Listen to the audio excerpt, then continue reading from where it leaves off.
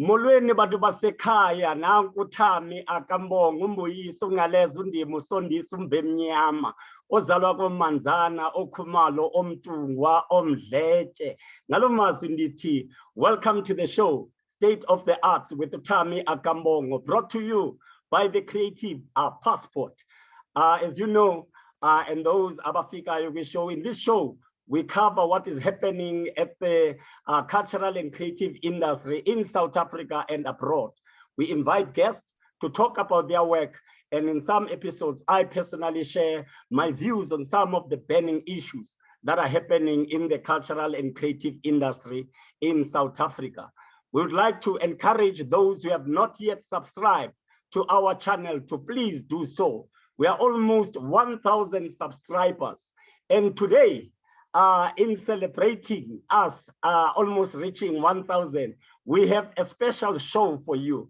This particular episode is sponsored by our very first sponsor of the show, which is UKZN Center for the Creatives, who are currently organizing the Poetry Africa Festival, which will be taking place from 11 to 16 October, which is next week, Monday. Our guest today is Siphindile Hlongwa. Siphindile works as the Senior Administrator and the Curator for the time of the Writer Festival and Poetry Africa Festival. She attained her Bachelor of Technology degree in Business Administration and holds a diploma in Drama Studies obtained from the Durban University of Technology. She joined the Center for Creative Arts in 2011. Celebrate 10 years. After working for the Siwela Sonke Dance Theatre Company, an eager artist production as a performing artist and an art administrator, she provides logistical support for all the festivals presented by the center, as well as overseeing the general office administration for the CCI, and undertaking responsibility as the center's safety and health officer and COVID-19 compliance administrator. Hey, those is inside. Siswam, welcome to the show. Hello. Thank you for welcoming me. It's all good. Durban is a bit cold. I don't know what's going on with the weather, but we're good. We're surviving. So Siswam, I see we Senior Administrator and Curator for the time of the Writers Festival and Poetry Arts Festival. Maybe kas unpekele man ukuthi, what does it mean, Senior Administrator and Curator, for those who might be out there and who don't understand what does that mean? Unpack your role for us, please. My role is arts administration and curation. So when you're saying Senior Administrator, it's a terminology that is used within the University of KwaZulu-Natal, but it's the same role as any office or production manager that could be, in the industry. But we are classified as a senior administrator, which means there are other positions that report to my portfolio. So that's how it is. Then curator, I'm curating the Poetry Africa Festival, that is working on the lineup, then looking at the theme, looking at our partnerships as well, how their programs feed into our program. That's basically what I do. There's quite a lot that I do, but I'm too modest to say what it is. But there's quite a lot. I think in that bio it says quite a lot. There's a lot that I'm doing. We're not just the producers of the 2 festivals. We used to be producers of 4 festivals, which was the Time of the Writer Festival, the Durban International Film Fest, Jomba Contemporary Dance, as well as Poetry Africa, which is in October. But in a space of a year during COVID time, we have moved from 4 festivals to 7. We've launched this year in May the Affluence Human Rights Festival, We did the Jazz Appreciation Month, which was also in April. So as we're going to be closing off the Poetry Africa Festival on the 16th, we're going to be launching our newest festival, which is Cabaret and Beyond. So we have moved from a festival a center that runs 4 festivals to 7. And there are also ad hoc events that are leading up to each festival that we've started putting in on our radar and moving with it as a center. But there's quite a lot. And I think someone would sit there and say, how did you actually get there? I think you did read in my bio, I went to DUT, I did drama studies, just like any drama student. I want to be on TV, I want to be there and there. But it took me to be realistic, because there's quite a lot, there was quite a lot of us in our 3rd year program that we were exiting the drama department in that year. And everyone was like, I'm going to Joburg. I'm going to be on TV, you know, and I had to sit myself down and say, hey, what are the odds that you'll make it in Joburg? Already, I'd say I'm very grateful to my lecturer, Mr. Jeripo, back in the days, who was actually teaching us arts administration, that he actually focused, and I think it was him picking up that I can actually be an administrator in arts, one of the greatest arts administrators in South Africa. So he really focused, got me focused on that class to actually grasp the skills and the knowledge that are required. So by the end of our 3rd year, I was like, no, peace out. I'm not going to Joburg. I'm going to remain in Durban, try out this arts administration. Because I asked myself, I need to be realistic. I like to be on TV. You know, I didn't, like right now, I'm thinking to myself, I didn't go to Joburg for TV, but I'm doing stuff that is on social media. I'm doing interviews on TV. So for me, it kind of worked in reverse. I had to work on the arts admin side of things, then build up to actually get myself on national TV or international TV, or, you know, so it works differently. So if I may say, I was a bit shaky to leave home and go start a life in Joburg, but at the very same time, it worked out very well because it got me focused on what it is that I wanted to do, because I've always dreamed of seeing myself putting up one of the big, like most of the biggest events in South Africa. Then God decided, no, it's not going to just be in South Africa. I'm going to extend your territories and you're going to be working with internationals. And it's working out very well, if I may say. I'm really grateful for, I always say that I'm really grateful to Jerry Bowe, who actually pushed me into the side of the arts, the administration of the arts, which is working very well for me. And I'm really grateful for that whole experience and the shouting that he did in his classes. Wow. It got me there. Yeah. Siphindile, you mentioned something, you know, especially, you know, all of us, we want to be on stage, and then later on you realize, hey, there are bigger things, you understand, than just being in front of the camera. And I know you've studied arts administration. We understand in this country, we've got quite a few of arts administrators, especially Black ones. Can you share what are the importance of going to study, especially not only studying to act, to be, you understand, to study these courses like arts administration and producers, and what is your take in terms of going to study for those things?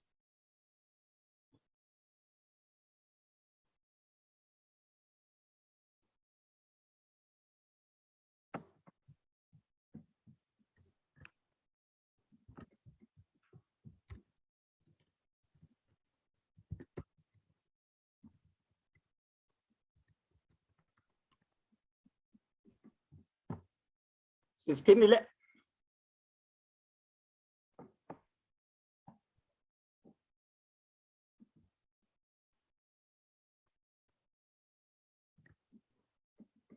Siphindile, did you get that question? I think no, I didn't. Your network seems to be breaking, but you can repeat.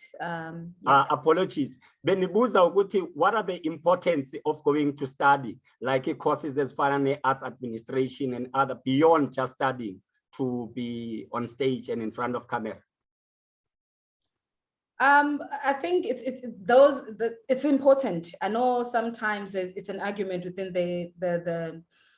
the industry. Some people, the talent is God-given, you know, as much as for most of us it's God-given, but it's very important to harness your skills through education, getting yourself signed up. No, it cannot be, sometimes due to financial restrictions, you cannot get yourself into a formal training, but you can sign up for short courses or short programs that are offered within the art space, because it's very important to educate ourselves. You find us, I think when back I was an intern at the Department of Arts and Culture, artists will come in with ideas like, we want to do that. And then you say, okay, can you send us a proposal? It will take forever for them to actually come up with a proposal because they cannot write a proposal. And that comes with actually getting that training on how to put your idea into paper. And it's very difficult for getting someone else to do your proposal and you cannot speak about your proposal. So that's a thing that we need to find, that balance. As much as we've got God-given talents, but we need to harness those talents and we need to put ourselves out there.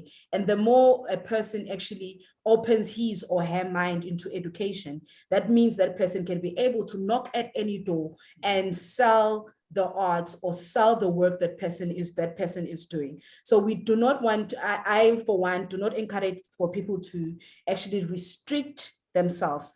With education, you can break boundaries, you get more understanding. You can even see, unfortunately for me, I always say that I can work well with artists that actually put themselves out there.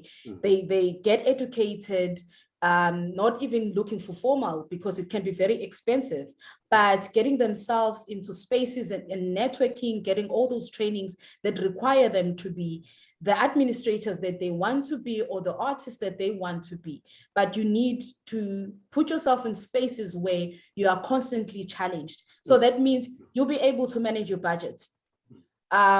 You'll be able to determine how much would it cost for you to perform in a corporate event. It gives you power and authority to say, hey, you cannot come here as a corporate person and just come and offer me peanuts and say it's for exposure. You'll be able to stand your ground with confidence and say, this is my rate. And this is how I come to my rate. But if you do not have that knowledge, you have not acquired that knowledge, you'll forever not be able to stand up for yourself. All you can do is to just be that artist who's bitter and fighting, would not be able to work with other people, but always be viewed as somebody, he's fine, his work is fine, but his attitude is not all wrong. We get those kind of things, you know, when you're working with a fine-as person, a person who can actually produce such great work, but the problem is the attitude is not working. So those are the things also as you are working with other people, engaging on certain programs. How do you lead in a certain production? How do you manage your finances? How do you write a proposal? How do you write your report? And how do you manage the relationships with your stakeholders? How do you make your work get it on different platforms and on working with different genres? How do you collaborate with other artists who are not specifically on exploring the same genre as you? So it opens up into greater opportunities per se. There are artists, most of the time we have these shows and we have these panel discussions, and when you get someone on the panel discussion, they really cannot, you know, it's one of those things that you need to learn. You need to put yourself out there. You need to be able to participate in a panel discussion because that's what it is. In an international platform, that's what is offered for artists to be able to speak about their work, to promote their work. But if you are not learned in that space, you are not going to be able to open those doors for yourself, to stay to get yourself in greater platforms, to promote the work that you're doing and the work that you're about to do, find links for collaboration with other artists who are not necessarily in the space that you are in. So that's the one thing that sometimes we need to work on, not even sometimes. I know that sometimes working on the applications. All of us were working on applications since COVID times. We are actually looking for spaces to actually get money, and do the things that we always wanted to do, or the things that we have been doing, but continue and build up on them. But if you cannot deal with anything that is online, it's a problem. It's easier if you have get on yourself a basic computer skill, then you'll be able to fill in an application online. You'll be able to speak up what is required. A simple thing as attaching a document on an application. So sometimes we get rejected, not because the funder doesn't want to give us money. We get rejected because we could not sell ourselves. Siyabulela kakhulu Siphindile, you understand, ngumkhabulo. Now, let us talk about the work that is done by University KZN, especially its Center for Creative Arts. You understand, who happens to sponsor this episode. We are very grateful. For those who don't know, Siswam Uba Yenzandoni, like University of KZN Center for Creative Arts, especially you mentioned the 4 festival, and now because of COVID, you've cut down. Just give us a sense, we understand how the Uguti Center for Creative Arts, Yenzandoni, and how did the COVID affect the center? Okay, the center was established in 1996. So it is 25 years old this year. So it's under the School of Arts at the College of Humanities at the UKZN. So the center, like I said, since its inception, it's been running with 4 festivals. But as part of our growing strategy to grow it beyond the 25 years that we've got, we've included 3 more festivals that are well received. And we are hoping that we continue have those relationships going on and more programs that are coming through. So we are having such great relationships. And sometimes that's one thing that maybe we should learn. Working in silos, it's not going to work out for us. This is something that we've picked up during COVID times. We cannot be sitting here and saying, no, we're just a center, we just want to work on our own. But the core of us is partnerships. Partnership may not necessarily mean that we are getting monies from these partners that we've got. Maybe if you can see our posters, you'll see maybe about 10 to 15 partner logos, and you're thinking, these people are loaded, they've got money, there's so many partners. No, it's not monetary value, but it's relationship based. So we get that a lot. Even if we have these programs to bring artists in, they're like, but guys, you've got so many sponsors, why are you offering us this fee? It's not about that, it's about relationships. And I think it's something that as the arts, we should learn, that we should build relationship based on values and based on objectives for each entity, not look at it as money related. There's quite a lot that we have formed. COVID-19, quite a lot of doors have been open for us, being on the digital space from last year and also this year. Quite a lot of international traction. We've got so many internationals that are just coming into our Facebook pages and saying, hey, can we chat? Can we do this? And I think it's being out there as much as we had as a center, the social media pages, but we have never been so active as we are right now. And also it's been a growing, phase for us, and saying, hey, where do we see ourselves? We're already in 25 years. In the next 25 years, where do we actually want to see ourselves? How are we planning to grow? So we have working towards changing the business model so that the center becomes sustainable as well, because there's another thing that we are putting all these programs on a yearly basis, but we cannot sustain ourselves. So we're really grateful to the University of KwaZulu-Natal for housing us and supporting us, not just being affiliated with the university, but also monetary. They are backing us up. This is all grateful to Prof. Hlongwa, who's the Dean, as well as Prof. Mkhize, who's the DVC of the College of Humanities, who always supporting us in all the things that we want to do, but at the very same time, we need to have these relationships We need to develop programs that are impactful in our communities, connect with all the partners, whether in South Africa or abroad. You know, it's very important. As much as we are all affected by COVID-19, some of the partners that we've had or funders we've had, the relationship got affected, you know, by COVID-19 because of limited resources. But also we feel like over the years, we've had such a strong relationship with our community programs because the projects that we do are so community-based. So we cannot even go to the townships or the rural areas. Like we usually go to Lutuli Museum, we go to Westville Prison, we go to Ushwini Art Center in the Deep KZN in Gwangolosi, you know, so we can not longer have those interactions with the communities. That means people have to log on the digital platform, which they need data for them for that to happen. So there's been a lot of ups and downs with the COVID-19 when it comes to the programs that the center delivers on a yearly basis. So it's been challenging, but at the very same time, there is a good side of it in terms of getting all the newest partners coming in on board and saying, hey, we want to play ball with you. And we're like, oh, okay, come play along, you know. Things are happening, you know, in that sense, but would really like to see ourselves getting back to the communities, getting all the knowledge to the communities as well, which is very, very, very important. We've seen people growing from their community-based organizations.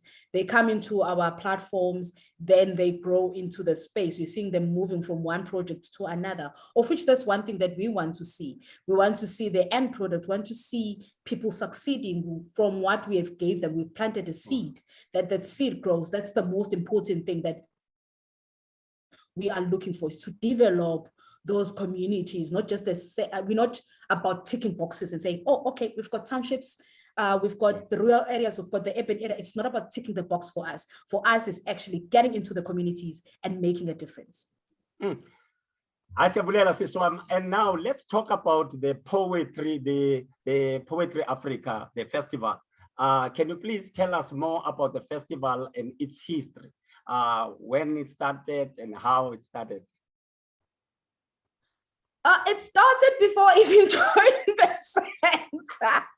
I only joined the center in 2011, but I do have access to the archives. So I can see like great names internationally that have been on these platforms, on the platform. And when I sit in the archives and go over those publications or the videotapes, the CDs, because we moved from VHS to the CDs. So when I go back in the archives, I'm like, wow, we have this person on the lineup. So I can think that the center has been doing great all along, you know. It's been doing very great. The festival is growing. And it's as a curator, current curator of the festival, I'm really excited of the development it had, and how are we planning to move forward. It's really exciting. The festival this year is 25 years. So same as the center, So we're celebrating 25 years of Poetry Africa and 25 years of the Center for Creative Arts. So it's been great. We've been seeing quite a lot. And I think Uguti, one we've seen, they were young back in the days when they started on this platform.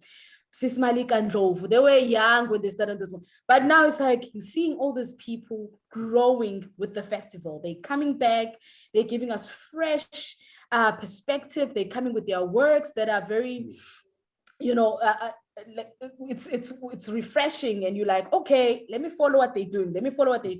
But there's quite a lot. Lisego Rampulikeng has also been, there's quite a lot of prominent South African, like Ubab Mafika Kwala as well. The late Mafika Kwala has also been on this platform. So you could see the caliber of poets who have been on this platform. So it actually pushes me as a curator not to drop the bar, but to also lift up the bar a bit. You know, each and every edition that the bar is it's left, because that's the legacy that I got into when I joined the center in 2011. So it's something where you're saying, I cannot compromise the standard. I know they set the standard. Whoever started the festival back then had a certain standard. So we need to maintain that standard or even grow it, you know. The festival is running next week, 11 to 16. Excited about it. We, in celebrating the 25th year edition, we are producing a documentary, an anthology, as well as a journal. The journal, we are in partnership with IMBI's, a journal for African writing. I think the leader there is Pure Mahala. So we've been in, we've had this relationship even for the Time of the Writer Festival. So the National Institute for Humanities and Social Sciences, we received the Catalyst grant for them to actually produce this 3 project, of which I'm really excited about. They're going to be launched during the festival. And then we've got also our relationship with the French Institute of South Africa. So we are featuring Francophone poets on the program. We've got poets from Morocco, Cameroon, Togo, Mali, from the African region, you know, or the South, Northeast, and West, and Central is going to be, we're going to have a special panel on the 11th, and we're going to be talking to those poets from those regions, looking at what is happening in their spaces and how their art has contributed to the democracy or the social justice movements within their countries. So it's quite an exciting one. And we're also partnering with South African History Online to deliver the annual Mafika Gwala lecture. So it's going to take place also on the 11th at 5. Just to say, the festival is going to be streamed live on our Facebook page, which is Poetry Africa, then on Twitter, as well as the Center for Creative Arts YouTube channel. So we're going to be having the discussion with South African History Online, the Mafika Gwala lecture, and the keynote speaker is Imran Kovadia on that one. Then we're having book launches as well. We've launching I think 3 or 4 books. Athol Williams is launching his new book. Wamui Mbao is also launching the anthology Years of Fire and Ash. And we also have Africa Dlamini, a Durban-based poet, is also launching the book, and we're going to do a pre-book launch of Letogotli Msimanga's work. So we do have that platform to promote the works that the poets have published in that specific year, maybe in the current year, or like the latest books. We won't look for to actually give a platform for a book that was published 10 years back, but we are just working with the current works of poets. And we are also having a section, which is very exciting for me, which is experimental. So we've actually looked at experimenting. We kick off with Guy Battery and Lebo Mashile on Monday, just in conversation between artists of different genres. I've been checking up on them today. I think that conversation is going to be on fire and people should not miss it. You've got a musician and you've got a poet, people that would necessarily not bump into each other in South Africa. But due to COVID, like I say, there's an up and down with COVID. Due to COVID, they are able to meet in Durban or meet in South Africa and actually engage. So they're having that special conversation as well during the festival. We do have also a partnership with the UK, which is via the Poetry Archive. So the Poetry Archive is an entity that actually records poetry from around the world. So we're going to be doing that special recording of poets to be featured within their archive system. There's quite a shortage of them. I think there are 8 of them on that website, on that archive of theirs. So they need more South African poets. So we are facilitating the process to get South African poets recorded on their archive system. So in UK also in October, it's Black History Month. So we're going to be having those dialogues around Black History Month in the UK, what it means, you know, and the project that they are doing to celebrate the Black History Month on that end. But it's quite a full pack programs. We also got screenings. We are very excited. Sipho Jonas is our featured poet this year. Wow. So we are very much excited. We're going to be screening her poem or her film, # We Are Dying Here. And we're going to have a quick discussion because it's a short film, which is about 20 to 25 minutes. Then after that, we're going to have a quick discussion between herself and the 2 poets that also acted in that in that film. So it's looking good. We also got a relationship with Impepo Press. They're going to be running our entrepreneurship workshops in the morning from a Wednesday until Friday at 11. So that's another space where we are giving access and giving information and training for free to the public. Wow. So that's another space where people can get themselves out there, the importance of learning. So we are looking at publishing. So people know how to get their work published and what things to look for, the technicalities around printing and all that kind of thing. Because I believe personally that you may be a poet, but if yes, you may be one of the greatest poets, but if you don't have work that is published, that means you are limiting yourself. Sure. So you need to get yourself published.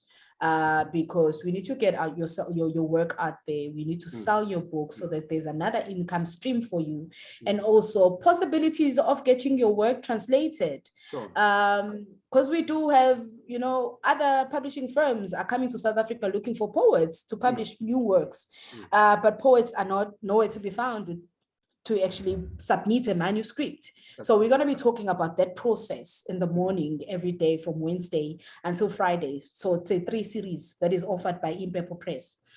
So it's a very exciting program. Like I think right now I've counted so many partners that we've got that they are not giving us money. But it's a relationship. We are building relationships here. So I think that's another thing that we need, a notion that we need to get out of our head, that when we've got a partner, we want money. No, we don't want money. Let's have this relationship. Let's see how we can how can we work with each other. Sure. Siswam, it was kakhulu. It's a jam-packed program. You understand? Yeah, it is. I think it's like from 11 till 16, everyone must tune in. You understand, and check the festival. So I wanted to check something in terms of the festival, in terms of the participant, because I saw on Facebook Uguti there was a call, you understand, for poets to come on board, and there was 10,000, and there was a trip that is going abroad. I was like, yo, where are the poets? Tell us more about that opportunity. We understand how can people be part of the festival, or how did you get the participants into the festival, and the prizes for the winners? As part of just keeping on with the community at large, we are running these competitions. So we are urging people to submit. There are prizes to be won, obviously. It may not be much, but they can get you somewhere. But with the slam one is exciting. So there is a World Poetry Slam organization that we are currently forming.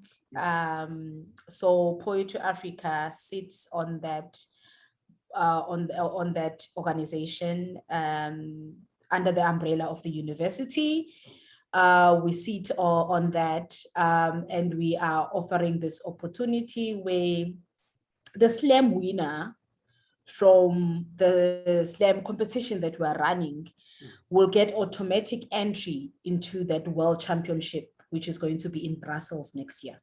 Wow. So we've been, because of COVID, this could have taken place this year, but because of COVID, we're like, okay, let's move it a year later, you know, so that people can actually travel to spaces, because as much as we're running these festivals, we do feel a void of not having warm bodies around us.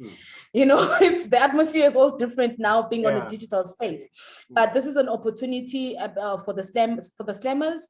If they can submit, they've got until this Friday to actually submit their 2 videos.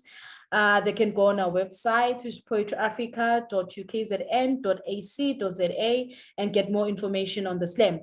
But prizes, we are giving you 10,000 rands, and we are giving 1,000 rands to the top 5. So whoever makes it to the top 5 will get 1,000 rands for that. And then this winner walks away with 10,000 rands. We are giving away the anthology, the Poetry Africa anthology that we're going to be launching this year.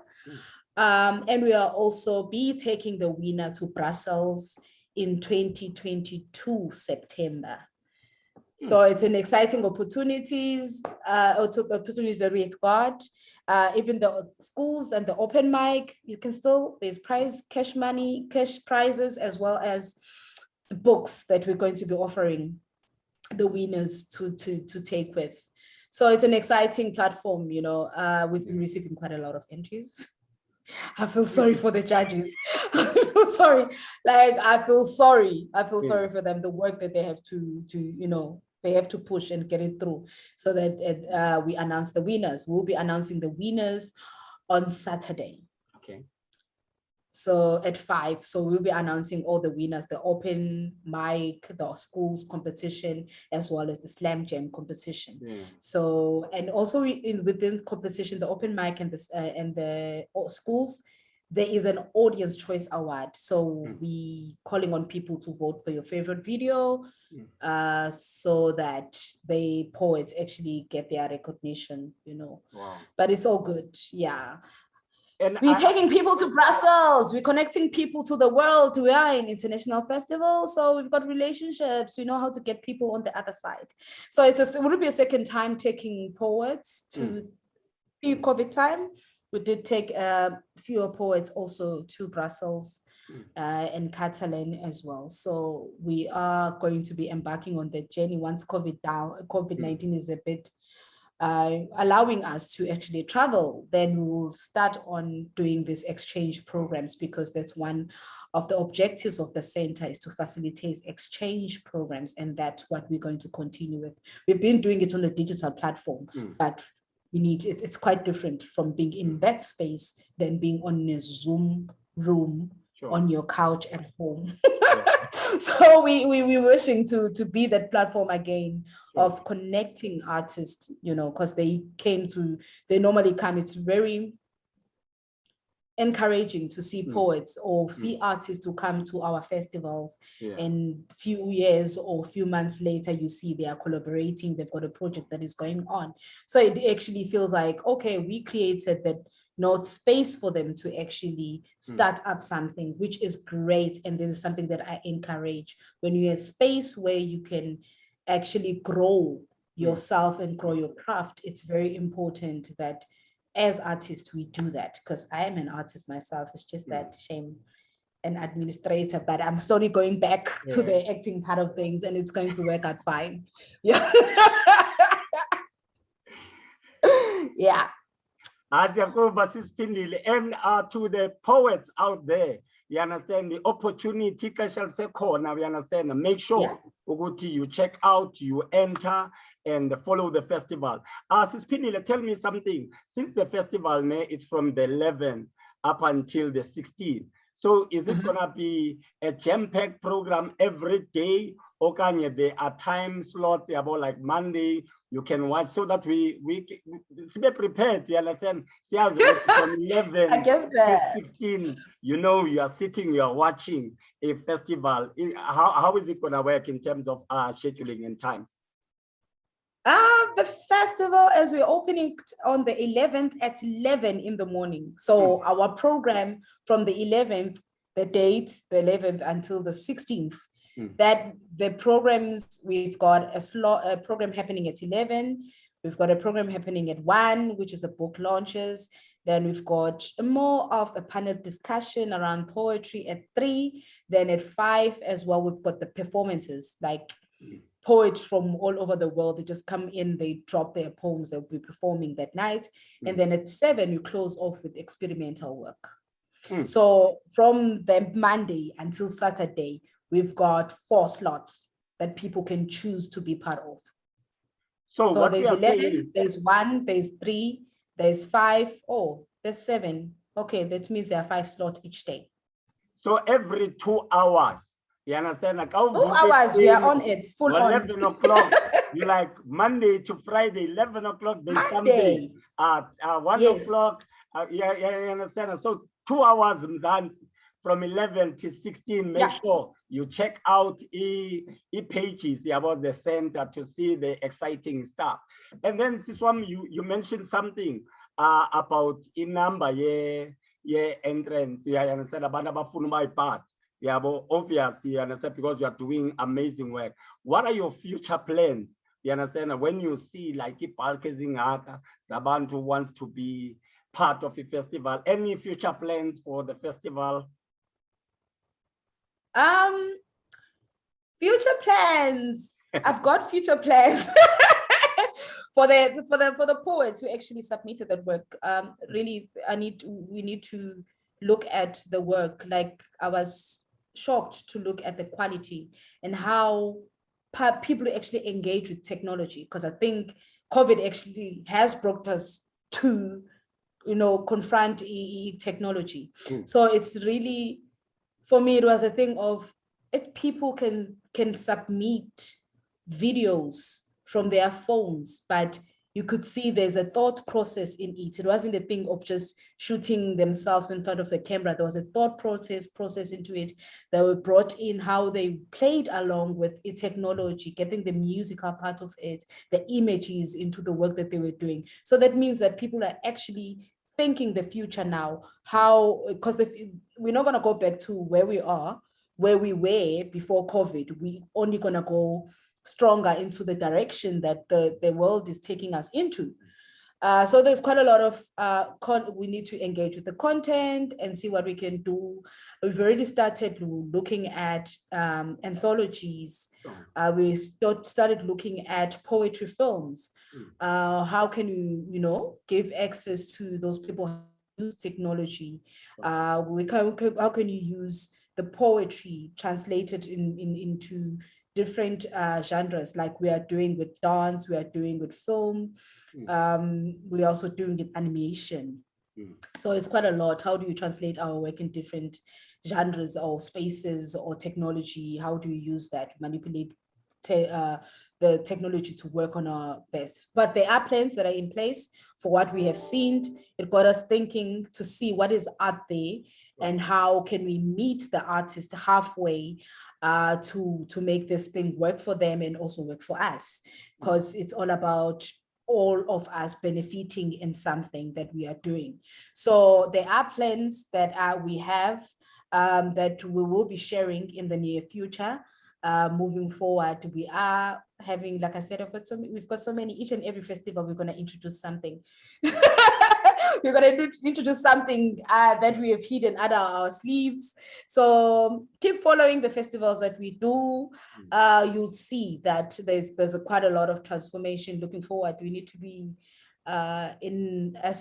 moving as the world is moving in whichever direction that it's moving, but we need to be co-curating, co-creating all those things. So yeah. So there will be exciting developments from what we have received, and you will know about it because we'll keep on announcing those things, social media. This one, as I said in the beginning of the show, Center for the Creative Arts are the very first people to come on board and say, Gucci, we love the work that you guys are doing. We want to sponsor you. You understand, and hoping other people will see. As the Creative Passport, we are really grateful.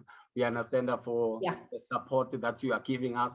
And to everyone that is watching, our next show, we are going to have some of the poets that are going to be part of the festival, so that we hear from them about their excitement, about how they enter the festival and their future plans. So do tune in. As we said, the festival is going to take place from 11 till 16 October, every 2 hours, 11 o'clock, 1 o'clock, 3 o'clock, 5 o'clock, and 7 o'clock. There will be something. You understand that you will see.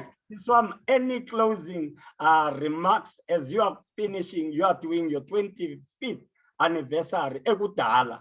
So any closing remarks from you before Siwela show? Would like to encourage, I know we've been in a state of despair as artists, but I want to encourage the artists in saying that there is a light at the end of the tunnel. They should not give up. We will fight the battles until we win them, you know, at the end of the day. But at the very same time, let's invest more in our craft. Let's collaborate. Working in silo is not going to work for now. Look, moving forward, we need to open ourselves up to working with other people, to serve, you know, as art administrators. It's something that we need to actually invest on, growing the industry itself, with or without the backup of the government or not. But I think it's something that we have to do for our sanity as artists, is to break those boundaries and just come together and move. That's the only way we can change the current situation, if we come together and just work together and move and demonstrate that the unity is within us. So yeah, so it's with, we are in despair, but at the very same time, let's be hopeful, you know, for better days. Better days are coming. Better days are coming. Better days are coming. Better days are coming. Thank you very much for everyone that has tuned in today to our show, State of the Arts with THAMI Akambongo. Umbongo umbuyisa ungaleza undima usondisa umvemnyama ozalwa ngomanzana okhumalo omtungwa omdletshe. Don't forget. Kahle THAMI wazisho wedwa nje mina wanginikeza ithuba. Okay, asikunike kazitsho sigoduke. Ugabhisa umuntu maselu uyawo umgila shobo ukhuluse. Abehla ngomzukulu basala babona.